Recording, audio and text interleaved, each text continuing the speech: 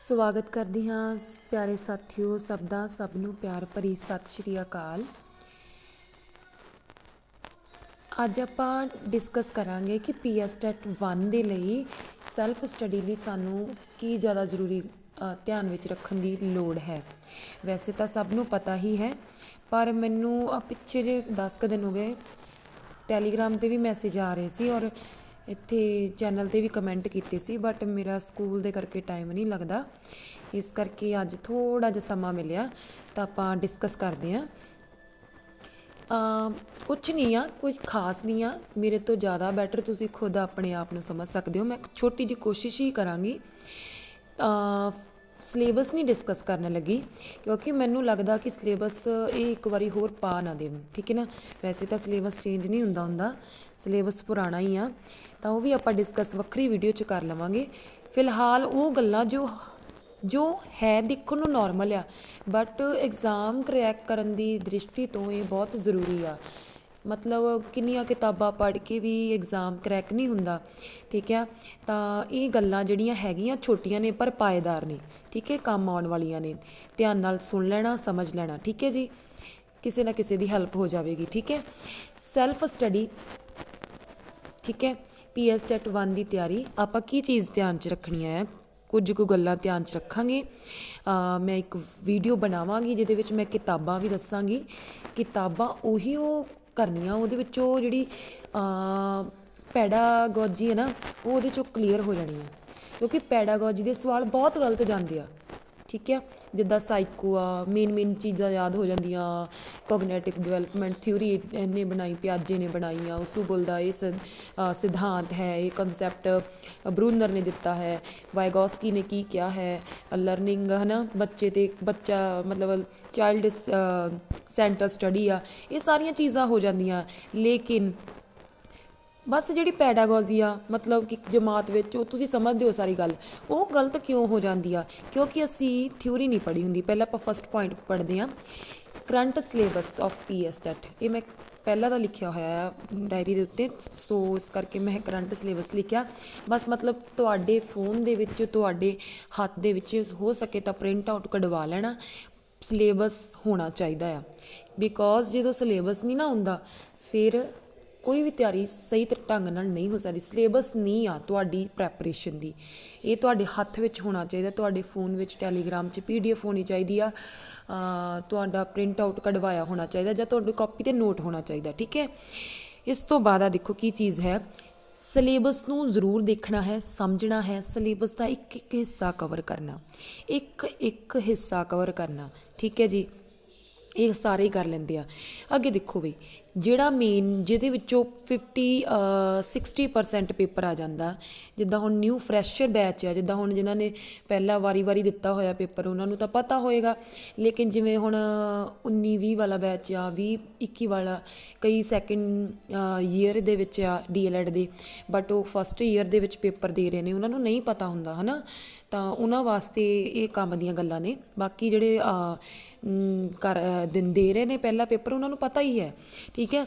ਦੇਖੋ ਪਿਛਲੇ 5-6 ਸਾਲਾਂ ਦੇ ਪੇਪਰ ਸੋਲਵ ਕਰਨੇ ਆ। ਸੋਲਵ ਪੇਪਰ ਨੂੰ ਦੇਖ ਕੇ ਛੱਡ ਨਹੀਂ ਦੇਣਾ, ਉਹਨਾਂ ਪੇਪਰਸ ਨੂੰ ਸੋਲਵ ਕਰਨਾ ਹੈ, ਠੀਕ ਹੈ। ਪ੍ਰਸ਼ਨ ਸਮਝਣੇ ਆ ਕਿ ਸਟਾਈਲ ਕੀ ਆ ਕੁਐਸਚਨ ਦਾ, ਠੀਕ ਹੈ। ਸਾਰਾ ਕੁਝ ਸਮਝਣਾ ਹੈ। ਕਿਸੇ ਕਿਤਾਬ ਵਿੱਚੋਂ ਕੀ ਟੌਪਿਕ ਪੁੱਛਿਆ ਦੇਖਣਾ ਆ ਕਿ ਪ੍ਰਸ਼ਨ ਦੇ ਵਿੱਚ ਜਿਹੜਾ ਸਵਾਲ ਆ ਉਹ ਕਿਹੜੀ ਕਿਤਾਬ 'ਚੋਂ ਆ, ਕਿਸ ਪੱਧਰ ਦਾ ਹੈ, ਔਰ ਕਿਸ ਕੰਸੈਪਟ ਨੂੰ ਕਿਸ ਪੱਧਰ 'ਚ ਮੋਲਡ ਕੀਤਾ ਗਿਆ, ਇਹ ਸਮਝਣਾ ਆ, ਠੀਕ ਹੈ। ਤਾਂ ਇਸ ਗੱਲ ਨੂੰ ਧਿਆਨ ਵਿੱਚ ਰੱਖਣਾ ਕਿ ਪ੍ਰਸ਼ਨ ਕਿਵੇਂ ਬਣ ਸਕਦਾ ਹੈ। ਜਦੋਂ ਪ੍ਰਸ਼ਨ ਬਣਾਉਣੇ ਸ਼ੁਰੂ ਕਰ ਦਿੰਦਾ ਨਾ ਸਾਡਾ ਦਿਮਾਗ, ਫਿਰ ਅਸੀਂ ਪ੍ਰੈਪਰੇਸ਼ਨ ਜਿਹੜੀ ਹੈ ਚੰਗੀ ਤਰ੍ਹਾਂ ਕਰ ਪਾਉਂਦੇ ਹਾਂ, ਠੀਕ ਹੈ। ਅੱਗੇ ਜੋ ਵੀ ਪੈਡਾਗੋਜੀ ਰੀਡ ਕਰਨੀ ਹੈ, ਅੰਡਰਸਟੈਂਡ ਕਰਨੀ ਹੈ, ਉਸਦੀ ਹਰ ਲਾਈਨ ਪੜ੍ਹਨੀ ਹੈ, ਸਮਝਣੀ ਹੈ। ਦੇਖੋ ਪੜ੍ਹਨਾ ਨਹੀਂ ਆ, ਪੜ੍ਹਿਆ ਅਸੀਂ ਸੀ ਡਿਊਰਿੰਗ ਕੋਰਸਿਸ, ਹੁਣ ਅਸੀਂ ਸਮਝਣਾ ਆ, ਠੀਕ ਹੈ। ਮਤਲਬ ਪੈਡਾਗੋਜੀ ਜੋ ਥਿਊਰੀ ਹੈ ਨਾ, ਪਤਾ ਕੀ ਕਰਦੇ ਆ, 90% ਜਿਹੜੇ ਕੈਂਡੀਡੇਟ ਨੇ ਉਹ ਥਿਊਰੀ ਛੱਡ ਦਿੰਦੇ ਆ। ਕਹਿੰਦੇ ਕੋਈ ਨਹੀਂ, ਮੰਨ ਲਓ ਟੌਪਿਕ ਆ ਸਿੱਖਣ ਅਸਮਰੱਥਾਵਾਂ ਮਤਲਬ ਲਰਨਿੰਗ ਡਿਸੇਬਿਲਿਟੀਜ਼ ਹੈ ਨਾ। ਤਾਂ ਉੱਪਰ ਥਿਊਰੀ ਲਿਖੀ ਹੁੰਦੀ ਆ ਥੋੜ੍ਹੀ ਜਿਹੀ, ਉਹ ਛੱਡ ਦਿੰਦੇ, ਕਹਿੰਦੇ ਕੋਈ ਗੱਲ ਨਹੀਂ, ਇਹ ਪਤਾ ਹੀ ਆ ਸਾਨੂੰ। ਪਤਾ ਹੁੰਦੇ ਹੋਏ ਵੀ ਪੇਪਰ 'ਚ ਗਲਤ ਹੋ ਜਾਂਦਾ। ਇਸ ਕਰਕੇ ਪੈਡਾਗੋਜੀ ਨੂੰ ਧਿਆਨ ਦੇ ਨਾਲ ਪੜ੍ਹਨਾ ਆ, ਇਹਨੂੰ ਚੰਗੀ ਤਰ੍ਹਾਂ ਸਮਝਣਾ ਆ। ਮਤਲਬ ਇਹ ਤੁਸੀਂ ਤਿਆਰੀ ਕਰਦੇ ਕਰਦੇ ਕਰਨੀਆਂ ਚੀਜ਼ਾਂ। ਫਿਰ ਹੈ ਜੀ ਬੁੱਕਸ, ਜਿਹੜੀਆਂ ਤੁਸੀਂ ਹੁਣ ਕਰ ਸਕਦੇ ਹੋ, ਪਹਿਲਾਂ ਹੀ ਕਰਨੀਆਂ ਸ਼ੁਰੂ ਕਰ ਦੇਣੀਆਂ ਚਾਹੀਦੀਆਂ ਸੀ। ਪਹਿਲੀ ਤੋਂ ਪੰਜਵੀਂ ਤੱਕ ਦੀਆਂ ਕਿਤਾਬਾਂ ਤਾਂ ਜ਼ਰੂਰੀ ਹੈ। ਜਿਵੇਂ ਹੁਣ ਉਹਦੇ ਵਿੱਚ EVS ਦੀ ਬੁੱਕ 'ਚ ਬੜਾ ਕੁਛ ਆ, ਠੀਕ ਆ। ਪੰਜਾਬੀ ਦੀ ਕਿਤਾਬ ਹੈ, ਠੀਕ ਆ, ਫਿਰ ਇੰਗਲਿਸ਼ ਦੀ ਬੁੱਕ ਹੈ, ਠੀਕ ਹੈ। ਪਰ ਅੱਜ ਕੱਲ੍ਹ ਤਾਂ ਬੁੱਕਸ ਦੇ ਵਿੱਚੋਂ ਸਿਲੇਬਸ ਕੱਟ ਕਰ ਦਿੱਤਾ। ਜਦੋਂ ਆਪਾਂ ਜਦੋਂ 2017 'ਚ ਮੇਰਾ ਵੀ ਕਲੀਅਰ ਹੋਇਆ, ਤਾਂ ਉਦੋਂ ਉਹ ਕਿਤਾਬਾਂ ਦੇ ਵਿੱਚ ਕੁਛ ਮਟੀਰੀਅਲ ਹੈਗਾ ਸੀ, ਹੁਣ ਤੱਕ ਬਹੁਤ ਘੱਟ ਗਿਆ ਵਾ, ਮਤਲਬ ਬਹੁਤ ਹਲਕੀਆਂ ਕਿਤਾਬਾਂ ਕਰਤੀਆਂ। ਤਾਂ ਫਿਰ ਵੀ ਉਹਨਾਂ 'ਤੇ ਨਿਗਾਹ ਮਾਰਨੀ ਸਾਡਾ ਜ਼ਰੂਰੀ ਆ, ਸਾਡਾ ਸੰਪਰਕ ਉਹਨਾਂ ਕਿਤਾਬਾਂ ਦੇ ਨਾਲ ਆ। EVS ਅਤੇ ਮੈਥ ਲਈ ਕੀ ਕਰਨਾ? EVS ਅਤੇ ਮੈਥ ਦੇ ਲਈ ਤੁਸੀਂ ਪ੍ਰਾਇਮਰੀ ਪੱਧਰ ਤੱਕ ਦੀਆਂ ਕਿਤਾਬਾਂ ਤੱਕ ਸੀਮਤ ਨਹੀਂ ਰਹਿਣਾ, ਠੀਕ ਆ। ਕਿਉਂਕਿ ਪੇਪਰ ਦੇ ਵਿੱਚ ਲੈਵਲ ਜਿਹੜਾ ਹੈ ਉਹ ਸੈਕੰਡਰੀ ਲੈਵਲ, ਮਤਲਬ 8ਵੀਂ ਤੱਕ ਦੇ ਸਵਾਲ ਆਉਣਗੇ, 10ਵੀਂ ਤੱਕ ਦੇ ਸਵਾਲ ਆਉਣਗੇ। ਜਿਵੇਂ EVS ਆ, EVS ਦੇ ਵਿੱਚ ਤੁਹਾਨੂੰ ਦਿਨ ਤਿਉਹਾਰ ਪੁੱਛ ਲਏਗਾ ਕਿ ਵਾਤਾਵਰਨ ਦਿਵਸ, ਫਲਾਨਾ ਦਿਵਸ ਕਦੋਂ ਮਨਾਇਆ ਜਾਂਦਾ, ਇਹ ਵੋ ਹੈ ਨਾ। GK ਜੀ ਹੁੰਦੀ ਆ, ਜਨਰਲ ਸਾਇੰਸ ਜੀ ਹੁੰਦੀ ਆ। EVS ਦੇ ਵਿੱਚ ਕੀ ਕਰਨਾ ਹੈ, 8ਵੀਂ ਤੱਕ ਦੀਆਂ ਕਿਤਾਬਾਂ, ਠੀਕ ਹੈ, ਉਹਨਾਂ ਵਿੱਚ ਐਕਟੀਵਿਟੀਜ਼ ਦਿੱਤੀਆਂ ਹੁੰਦੀਆਂ, ਠੀਕ ਹੈ। ਸਾਇੰਸ ਦੇ ਵਿੱਚ ਵੀ ਫਲਾਨੇ ਰਿਐਕਸ਼ਨ ਨੂੰ ਇਹਨਾਂ ਰਿਐਕਸ਼ਨ ਕੀਤਾ ਤਾਂ ਕੀ ਬਣਿਆ, ਉਹ ਰਿਐਕਸ਼ਨਸ ਨੂੰ ਪੜ੍ਹਨਾ ਆ, ਉਹਨਾਂ ਵਿੱਚੋਂ ਸਵਾਲ ਬਣ ਕੇ ਆਉਂਦਾ ਆ, ਠੀਕ ਹੈ। ਖੁਦ ਮੈਂ ਵੀ ਨੋਟ ਕੀਤਾ, ਤੁਸੀਂ ਵੀ ਕੀਤਾ ਹੋਏਗਾ, ਉਹਨਾਂ ਵਿੱਚੋਂ ਸਵਾਲ ਬਣ ਕੇ ਆਉਂਦਾ ਆ, ਠੀਕ ਹੈ। ਮੇਰਾ ਪਹਿਲੀ ਵਾਰੀ ਟੈਟ ਨਹੀਂ ਸੀ ਕਲੀਅਰ ਹੋਇਆ, ਠੀਕ ਹੈ, ਪੜ੍ਹ ਕੇ ਵੀ ਗਈ ਸੀ, ਸਗੋਂ ਪਹਿਲੀ ਵਾਰੀ ਜ਼ਿਆਦਾ ਪੜ੍ਹਿਆ ਸੀਗਾ, ਸਮਾਰਟਲੀ ਨਹੀਂ ਸੀ ਪੜ੍ਹਿਆ, ਅਕਲ ਨਹੀਂ ਸੀ ਕਿ ਕਿਵੇਂ ਪੜ੍ਹਨਾ ਆ, ਕਿਵੇਂ ਕਰੈਕ ਕਰਨਾ ਐਗਜ਼ਾਮ, ਅਟੈਂਪਟੇਸ਼ਨ ਨਹੀਂ ਸੀ ਪਤਾ ਕਿਵੇਂ ਅਟੈਂਪਟ ਕਰਨਾ ਹੈ। ਸੋ ਇਹ ਚੀਜ਼ਾਂ ਅਸੀਂ ਇੱਕ ਵਾਰੀ ਠੋਕਰ ਖਾ ਕੇ ਫਿਰ ਦੂਜੀ ਵਾਰੀ ਸਿੱਖਦੇ ਹਾਂ, ਦੂਸਰੀ ਵਾਰੀ ਆਪ ਸੈਲਫ ਸਟੱਡੀ ਕਰਕੇ, ਠੀਕ ਹੈ। ਫਿਰ ਸਮਝਿਆ ਕਿ ਪੇਪਰ ਕਿਵੇਂ ਆਉਂਦਾ, ਪ੍ਰੀਵੀਅਸ ਪੇਪਰ ਚੱਕੇ, ਨੈਟ ਤੋਂ ਸਾਈਕੋ ਪੜ੍ਹੀ, ਠੀਕ ਹੈ। ਫਿਰ 8ਵੀਂ ਤੱਕ ਦੀਆਂ ਕਿਤਾਬਾਂ ਨੂੰ ਪੜ੍ਹਿਆ, ਕਿਉਂਕਿ ਮੈਂ ਕੁਐਸਚਨਸ ਨੂੰ ਦੇਖਿਆ ਸੀ ਕਿ 5ਵੀਂ ਤੱਕ ਦਾ ਸਵਾਲ 5th ਵਿੱਚ ਨਹੀਂ ਪੁੱਛਿਆ, EVS ਦੇ ਪਾਰਟ 'ਚ ਨਹੀਂ ਪੁੱਛਿਆ ਜਾਂਦਾ, ਸਗੋਂ ਪੁੱਛਿਆ ਜਾਂਦਾ ਆ 8th 10th ਤੱਕ। ਉਹ ਕਿਤਾਬਾਂ ਨੂੰ ਪੜ੍ਹ ਲੈਣਾ, ਜ਼ਰੂਰ ਪੜ੍ਹ ਲੈਣਾ, ਠੀਕ ਹੈ ਜੀ। ਦਿਨ ਹਜੇ ਹੈਗੇ ਆ ਕਾਫੀ, ਪੜ੍ਹ ਲੈਣਾ। ਸਵਰਨ ਇੱਕ ਬੁੱਕ ਹੁੰਦੀ ਸੀ, ਜਦੋਂ ਮੈਂ ਕੀਤਾ ਸੀਗਾ, AAA ਦੀ ਬੁੱਕ ਸੀ, ਚਲੋ ਕੋਈ ਗੱਲ ਨਹੀਂ, ਇਹ ਤੁਹਾਨੂੰ ਪਤਾ ਨਹੀਂ ਹੁਣ ਹੈਗੀ ਕਿ ਨਹੀਂ ਮਿਲਣੀ। ਸਵਰਨ ਦੀ ਬੁੱਕ ਆ, ਇਹਦੇ ਵਿੱਚ ਮਿਸਟੇਕਸ ਬਹੁਤ ਆ, ਬਹੁਤ ਜ਼ਿਆਦੀਆਂ ਮਿਸਟੇਕਸ। ਇਸ ਬੁੱਕ 'ਤੇ ਟੋਟਲੀ ਨਿਰਭਰ ਕਰ ਜਾਂਦੇ ਆ ਲੋਕ, ਟੋਟਲੀ ਨਿਰਭਰ ਕਰਨਾ, ਇਹਨੂੰ ਜਸਟ ਪ੍ਰੈਕਟਿਸ ਲਈ ਰੱਖਣਾ।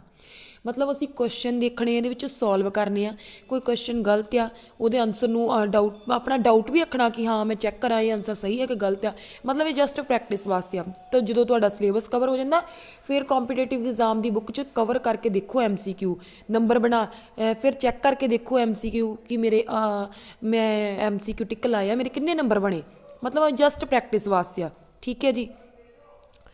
ਕੋਈ ਵੀ ਕਰੰਟ ਬੁੱਕ ਲੈ ਲੈਣਾ ਸ਼ੌਪ ਤੋਂ, ਠੀਕ ਹੈ, ਮਿਲ ਜਾਂਦੀ, ਸਿੰਘ ਐਂਡ ਵਾਲੀਆ ਦੀ ਵੀ ਮਿਲ ਜਾਂਦੀ ਹੈ, ਠੀਕ ਹੈ। MCQ ਹੱਲ ਕਰਨੇ ਆਪ, ਫਿਰ ਚੈੱਕ ਕਰੋ ਕਿੰਨੇ ਸਹੀ ਗਏ, ਜੋ ਨਹੀਂ ਆਉਂਦੇ ਸੀ ਉਹਨਾਂ ਨੂੰ ਯਾਦ ਕਰੋ, ਉਹਨਾਂ ਦੇ ਕੰਸੈਪਟ 'ਚ ਡੂੰਘਾਈ 'ਚ ਜਾਵੋ, ਠੀਕ ਹੈ। ਜਿੱਦਾਂ ਹੋਰ ਵੀ ਆਪਣਾ ਚਮਸਕੀ ਦੇ ਨੈਤਿਕਤਾ ਦਾ ਸਿਧਾਂਤ ਚਮਸਕੀ ਨੇ ਦਿੱਤਾ, ਠੀਕ ਹੈ। ਫਿਰ ਸਿਗਮੰਡ ਫਰਾਇਡ ਦੇ ਸਿਧਾਂਤ ਆ ਜਾਂਦੇ ਆ, ਉਹਨਾਂ ਨੂੰ ਧਿਆਨ ਨਾਲ ਦੇਖੋ, ਠੀਕ ਹੈ। ਇੱਕ ਕੁਐਸਚਨ ਦੀ ਗਹਿਰਾਈ ਤੱਕ ਜਾਓ ਵੀ ਇਹ ਪੁੱਛਿਆ, ਇਸ ਸਾਈਕੋਲੋਜਿਸਟ ਦਾ ਸਵਾਲ ਪੁੱਛਿਆ ਤਾਂ ਇਹਦੇ ਨਾਲ ਦੇ ਹੋਰ ਵੀ ਪੁੱਛ ਸਕਦਾ, ਇੱਦਾਂ ਜਾਓ ਅੰਦਰ ਤੱਕ, ਠੀਕ ਹੈ। ਅਗਲਾ ਜਿਹੜਾ ਮੇਨ ਕੰਮ, ਜਿਹੜਾ ਸਾਰੇ 80% ਕੈਂਡੀਡੇਟਸ ਛੱਡ ਦਿੰਦੇ ਆ, ETT ਪਹਿਲਾ ਅਤੇ ਦੂਜਾ, ਫਸਟ ਐਂਡ 2, ਮਤਲਬ ਦੋਨੋਂ ਸਾਲਾਂ ਦੀਆਂ ਬੁੱਕਸ ਜਿਹੜੀਆਂ ਲੱਗੀਆਂ ਹੋਈਆਂ ਨਾ ਸਿਲੇਬਸ 'ਚ, 8-9 ਕਿਤਾਬਾਂ ਆਪਾਂ ਪੜ੍ਹਦੇ ਹਾਂ ਡਿਊਰਿੰਗ ਕੋਰਸ। ਪਹਿਲੇ ਈਅਰ 'ਚ 8 ਕਿਤਾਬਾਂ ਨੇ, 8-9 ਪੇਪਰ ਵੀ ਦਿੰਦੇ ਹਾਂ ਆਪਾਂ, ਹੋਰ ਹੀ ਤਰ੍ਹਾਂ ਦੇ ਸਬਜੈਕਟ ਹੈ ਉੱਥੇ, ਕਰੀਕੂਲਮ ਆਫ ਐਜੂਕੇਸ਼ਨ ਇੱਦਾਂ, ਠੀਕ ਹੈ ਨਾ, ਲਰਨਿੰਗ ਇੱਦਾਂ, ਤੁਹਾਨੂੰ ਪਤਾ ਹੀ ਆ ਸਾਰਾ। ਅਤੇ ਉਹ ਕਿਤਾਬਾਂ ਜ਼ਰੂਰ ਪੜ੍ਹਨੀਆਂ, ਹੋ ਸਕੇ ਤਾਂ ਡਾਈਟ ਕਪੂਰਥਲਾ, ਠੀਕ ਹੈ, ਡਾਈਟ ਕਪੂਰਥਲਾ ਸ਼ੇਖੂਪੁਰ ਦੀਆਂ ਕਿਤਾਬਾਂ ਲੈਣਾ, ਉੱਥੋਂ ਹੀ ਪੇਪਰ ਬਣ ਕੇ ਸਾਰੀਆਂ ਡਾਈਟਾਂ 'ਚ ਜਾਂਦੇ ਆ, ਠੀਕ ਹੈ। ਉਹ ਡਾਈਟ ਜਿਹੜੀ ਫਸਟ ਨੰਬਰ 'ਤੇ ਆ ਪੰਜਾਬ ਦੇ ਵਿੱਚ। ਤਾਂ ਉੱਥੋਂ ਮਤਲਬ ਉੱਥੋਂ ਦੇ ਟੀਚਰ ਸਾਹਿਬਾਨ ਨੇ ਆਪਣੇ ਹੱਥੀਂ ਨੋਟਸ ਤਿਆਰ ਕਰਕੇ ਨਾ ਨੈੱਟ 'ਚੋਂ ਕੱਢ ਕੇ ਸਾਡੇ ਬਾਰੇ, ਜਦੋਂ ਸਾਡਾ ਬੈਚ ਸੀ ਸਾਨੂੰ ਉਹ ਲਿਖਵਾਉਂਦੇ ਹੁੰਦੇ ਸੀ, ਅਸੀਂ ਕਾਪੀਆਂ ਬਣਾਈਆਂ ਸੀਗੀਆਂ। ਪਰ ਹੁਣ ਉਹਨਾਂ ਨੇ ਕੀ ਕੀਤਾ, ਕਾਪੀਆਂ ਤੋਂ ਬੁੱਕ ਤਿਆਰ ਕਰ ਲਈ ਆ, ਅਤੇ ਉਹ ਬੁੱਕ ਹੁਣ ਸੇਲ ਹੁੰਦੀ ਆ, ਉਹ ਬੁੱਕਸ ਖਰੀਦ ਲੈਣਾ। ਉਹਨਾਂ ਦੀਆਂ ਮੈਂ ਤੁਹਾਨੂੰ ਵੱਖਰੀ ਵੀਡੀਓ 'ਚ ਬੁੱਕਸ ਦਿਖਾਉਂਗੀ, ਠੀਕ ਹੈ, ਉਹ ਕਰ ਲੈਣਾ। ਬਸ ਇਹ ਚੀਜ਼ਾਂ ਧਿਆਨ 'ਚ ਰੱਖਣਾ। ਬਾਕੀ ਕੋਈ ਕਿਸੇ ਨੂੰ ਸਮਝਾ ਨਹੀਂ ਸਕਦਾ, ਸਮਝ ਆਪਾਂ ਆਪ ਹੀ ਸਕਦੇ ਹਾਂ, ਠੀਕ ਹੈ। ਬਾਕੀ ਮੇਰੇ ਲਾਇਕ ਕੋਈ ਸੇਵਾ ਹੋਈ ਮੈਨੂੰ ਕਮੈਂਟ ਬਾਕਸ 'ਚ ਦੱਸ ਦੇਣਾ। ਇੰਨਾ ਜ਼ਰੂਰ ਧਿਆਨ 'ਚ ਰੱਖਣਾ, ਇਹ ਸਿਰਫ ਫਰੈਸ਼ਰ ਵਾਸਤੇ ਆ, ਜਿਹੜੇ ਨਿਊ ਫਸਟ ਵਾਰੀ ਬੈਠਣਗੇ, ਕਿਉਂਕਿ ਤਿਆਰੀ ਸਾਰੇ ਹੀ ਕਰਦੇ ਆ, ਸਮਝਦਾਰ ਸਾਰੇ ਹੀ ਆ। ਬਸ ਥੋੜ੍ਹਾ ਜਿਹਾ ਕੁਝ ਗੱਲਾਂ ਨੇ ਜਿਹੜੀਆਂ ਆਪਾਂ ਨਿਊ ਫਰੈਸ਼ਰਸ ਨੂੰ ਦੱਸ ਸਕਦੇ ਹਾਂ, ਠੀਕ ਹੈ ਜੀ। ਓਕੇ, ਬਾਕੀ ਮੈਂ ਨੈਕਸਟ ਵੀਡੀਓ 'ਚ ਬੁੱਕਸ ਬਾਰੇ ਡਿਸਕਸ ਕਰੂੰਗੀ ਔਰ ਸਿਲੇਬਸ ਦੱਸਾਂਗੀ ਕਿ ਇਹ ਪਾਰਟ ਕਿੱਥੋਂ ਕਰਨਾ, ਠੀਕ ਹੈ ਜੀ। ਧੰਨਵਾਦ ਜੀ, ਰੱਬ ਰਾਖਾ।